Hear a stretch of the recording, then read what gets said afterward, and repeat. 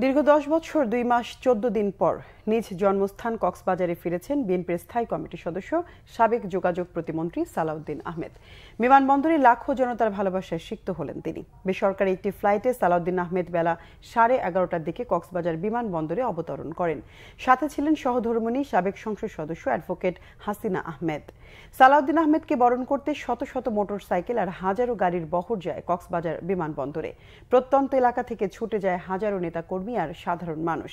কক্সবাজার শহর থেকে শুরু করে চকরিয়া ও পেকুয়া উপজেলার সড়ক মহাসড়কে নির্মাণ করা হয় প্রায় 1000 তরুণ।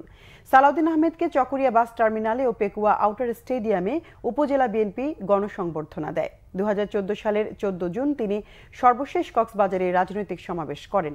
2015 সালের 10 মার্চ রাজধানীর উত্তরা থেকে সালাউদ্দিন নিখোঁজ হন। 62 দিন পর একই বছরের 11ই মে ভারতের মেঘালয়ের শিলংয়ে স্থানীয় পুলিশ তাকে উদ্ধার করে।